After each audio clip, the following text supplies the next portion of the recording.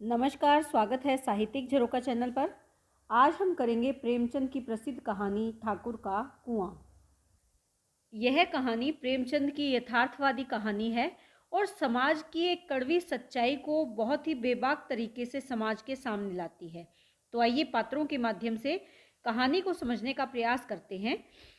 सबसे पहले अगर इस कहानी रचना के पीछे उद्देश्य को जाने तो इसमें समाज का यथार्थ चित्रण किया गया है, यानी समाज में जो वास्तविक दृश्य है या यथार्थ जो चित्रण है, यथार्थ जो समस्याएं हमारे समाज में हैं उनका चित्रण यहाँ पर किया गया है। दूसरा, उच्च वर्ग द्वारा निम्न वर्ग के साथ किए जाने वाले अत्याचार का भी चित्रण है।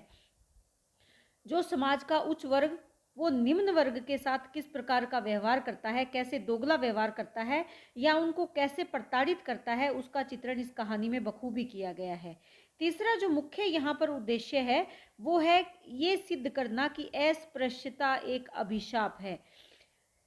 उच्च वर्ग निम्न वर्ग को अपने किसी भी जगह पर आने का उनको इजाज़त नहीं है, उनके मंदिर में आने की इजाज़त नहीं है, उनके कुएं से पानी लेने की इजाज़त नहीं है। यानी अगर वो स्पर्श करेंगे तो वो चीज़ें अछूत हो जाएंगी, वो चीज़ें अशुद्ध हो जाएंगी। तो अस्पृश्यता का जो एक अभिशाप है उस रूप को भी यहाँ पर इस कहानी में दिखाया गया है। अब इस कहानी के प्रमुख पात्रों की अगर बात करें तो यहाँ सबसे पहले जोखू है, जिसे इस कहानी का नायक मान सकते हैं। ये एक बीमार व्यक्ति है और गरीब या निम्न वर्ग का व्यक्ति है। जोखू की पत्नी है गंगी। कौन है ये? जोखू की पत्नी। इस कहानी में जोखू और गंगी दोनों ही निम्न वर्गीय दंपति हैं, अर्थात निम्न वर्ग के पात्र हैं। ये निम्न वर्ग के समाज को उद्घाटित करते हैं या निम्न वर्ग का जीवन समाज में किस प्रकार है उसको बखूबी इनके माध्यम से दिखाया गया है। जो जोखू है ये कई दिनों से बीमार है। उसने लोटा मुंह से लगाया तो पानी से बदबू आ रही थी, क्योंकि उसे प्यास लगी है, वो पानी पीना चाहता है। लेकिन जब लोटे को मुंह के पास पीने के लिए पानी लेकर आया वो, तो उस पानी में बदबू आ रही थी। वह गंगी से कहता है कि यह कैसा पानी है, मारे बदबू के पिया ही नहीं जाता, गला सूखा जा रहा है, तू सड़ा हुआ पानी पिलाई देती है। गंगी जिस कुएं से पानी भरकर लाई थी उस कुएं में कोई जानवर गिरकर मर गया था, जिससे क्या हो गया था, पानी गंदा हो गया था और अब वो पीने लायक नहीं था। परंतु वह दूसरा पानी कहाँ से लाती, बड़ा प्रश्न है। जो जोखू है ये प्यास के मारे मर रहा है, पीने को पानी नहीं है। गंगी दूसरा पानी कहाँ से लाए? गांव में दो कुएं हैं, जिसमें एक कुआं साहूकार का है और दूसरा कुआं किसका है? ठाकुर का। जो तीसरा कुआं है वो किसका है? निम्न वर्ग का। लेकिन दो ऐसे कुएं हैं जिनमें साफ पानी है, लेकिन एक पर साहूकार का अधिकार है और दूसरे पर किसका अधिकार है? ठाकुर का। गंगी जोखू के लिए इन्हीं दोनों कुओं में, जिस पर साहूकार का अधिकार है, दूसरा जिस पर ठाकुर का अधिकार है, उससे पानी भरकर लाना चाहती है। परंतु जोखू उसे मना करता है। वो कहता है कि कोई अगर तुझे वहां से पानी भरते हुए देख लेगा तो तू अपने हाथ पांव तुड़वा आएगी, पानी लाना तो दूर, तू अपने हाथ पांव भी तुड़वा बैठेगी। परंतु गंगी ने जोखू को यह बदबूदार पानी पीने के लिए नहीं दिया, क्योंकि वो चाहती है कि वो जोखू के लिए साफ पानी लेकर आए। और जो गंगी है वो इसी सही वक्त की तलाश में थी कि कब उसे मौका मिले और कब वो पानी लेकर आए। रात के 9 बजे थे। थके मांदे सभी मजदूर सो चुके थे। ठाकुर के दरवाजे पर 5-10 बेफिक्रे बैठे हुए थे, जो उसके पहरेदार थे।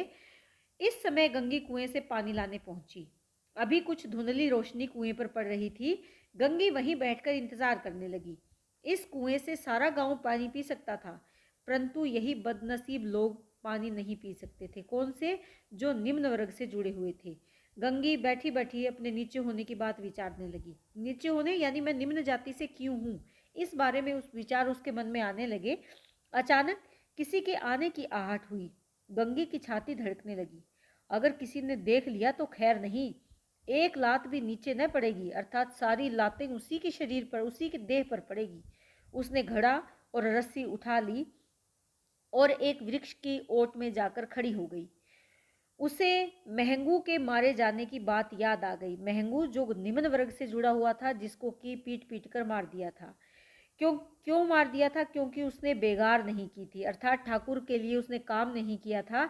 इसीलिए जो ठाकुर के नौकर चाकर थे उन्होंने उसे इतना पीटा कि महीनों तक वो थूक के साथ लहू थूकता रहा और फिर उसकी मृत्यु हो गई। गंगी वापस वर्तमान समय में लौट आई। जो आहट हो रही थी वो उच्च जाति की दो महिलाओं की थी जो पानी भरने के साथ पुरुष वर्ग द्वारा रोब जताने का विरोध कर रही थी। यहाँ पर इस कहानी में ये भी बात सामने आती है कि जो पुरुष वर्ग है वो औरतों पर रोब दिखाता है या उन्हें कार्य के लिए या काम करने के लिए प्रताड़ित करता है। स्वयं चाहे खाली बैठे रहें लेकिन औरत खाली ना बैठे, ऐसी उनकी मानसिकता है। तो ये भी समाज का एक रूप है। यहाँ पर वो आपस में दोनों उच्च वर्ग की औरतें बातें कर रही थी कि हम लोगों को बैठे देख मर्दों को जलन होती है। दोनों पानी भरकर चली गई। जो गंगी है ये वृक्ष से के पीछे जहाँ छुपी हुई थी वहाँ से निकलकर कुएं से पानी भरने के लिए चढ़ी। बेफिक्रे जो दरवाजे पर बैठे थे, रखवाले जो ठाकुर के दरवाजे पर बैठे थे वो अब चले गए थे। ठाकुर का दरवाज़ा बंद हो गया था। उसने दाएं बाएं देखा, घड़ा रस्सी से बांधकर कुएं में डाल दिया। घड़े ने पानी में गोता लगाया। उसने घड़े के डूबने की आवाज़ तक नहीं होने दी। गंगी रस्सी जल्दी जल्दी खींच रही थी। घड़ा कुएं के मुंह तक आ पहुंचा। वह घड़ा बाहर निकालने के लिए झुकी ही थी कि एकाएक ठाकुर का दरवाज़ा खुल गया। भय से उसका मुंह पीला पड़ गया। उसके हाथ से रस्सी छूट गई। कुएं के मुंह तक आया घड़ा धड़ाम से पानी में जा गिरा। कुछ क्षणों तक पानी के हिलोरे लेने की आवाज़ें आती रहीं। ठाकुर चिल्लाया, कौन है, कौन है? कहते कहते वो कुएं की तरफ बढ़ रहे थे और गंगी कूदकर भागी जा रही थी। घर पहुंचकर गंगी ने क्या देखा? जो जोखू था वो लोटे से मुंह लगाए वही गंदा मैला पानी पी रहा था अपनी प्यास बुझाने के लिए। और इसी के साथ ये कहानी समाप्त हो जाती है, लेकिन बहुत से प्रश्न छोड़ जाती है। इसमें जो गंगी है ये एक ऐसी पात्र है जो उच्च वर्ग के द्वारा किए जाने वाले ढोंग का उद्घाटन इस कहानी में करती है।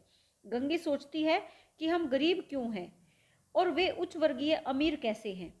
गले में सूत का धागा पहन लेने से कोई अमीर और पवित्र हो जाता है। जो जनेऊ पहना जाता है उसके लिए वो कहती है कि क्या गले में जनेऊ या सूत का धागा पहनने से कोई अमीर और पवित्र हो जाता है? असल में ये सारे के सारे छठे बदमाश हैं। यानी उच्च वर्ग के लोगों का कड़े शब्दों में विरोध करती है। वो ये मानती है कि चोरी, जाल फरेबी, मुकदमेबाजी इनके पेशे हैं। पिछले दिनों की तो बात है जब ठाकुर ने एक गडरिये की भेड़ चुरा कर खा ली थी। पंडित जी के घर में हर समय जुआ खेला जाता है। साहू जी घी में तेल मिलाकर बेचते हैं, परंतु फिर भी इन नीचों को उच्च स्थान प्राप्त है।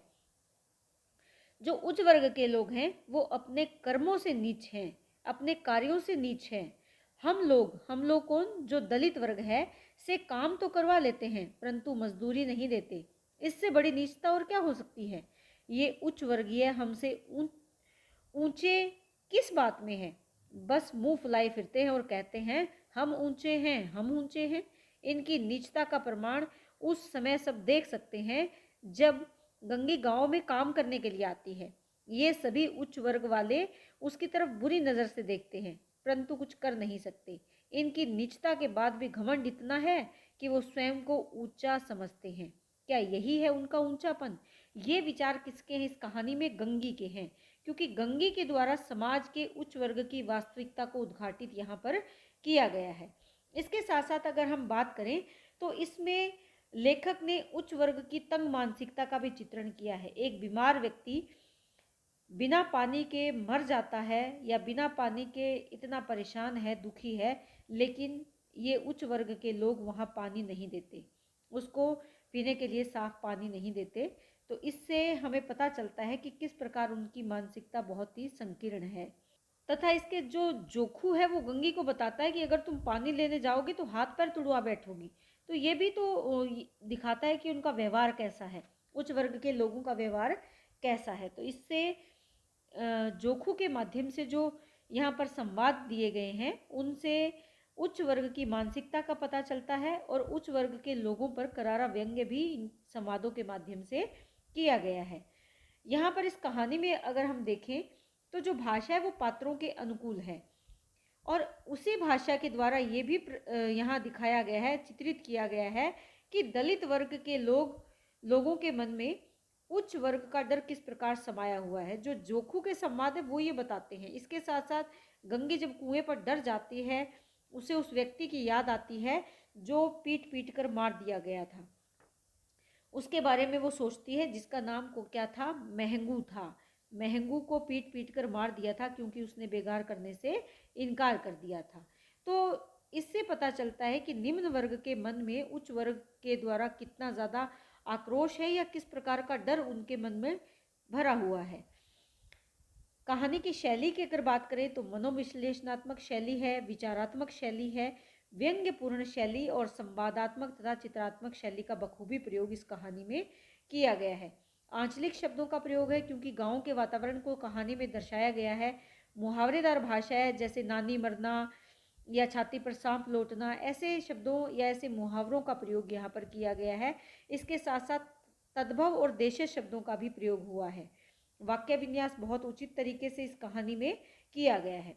और प्रेमचंद के द्वारा लिखी कहानी का भाषा और जो उसके कला पक्ष है वो तो एकदम सटीक पात्रों के अनुकूल कहा जा सकता है, इसमें कोई दो राय नहीं है। तो इसी के साथ उम्मीद करती हूँ कि कहानी आपको बहुत अच्छे से समझ में आई होगी। बहुत बहुत धन्यवाद।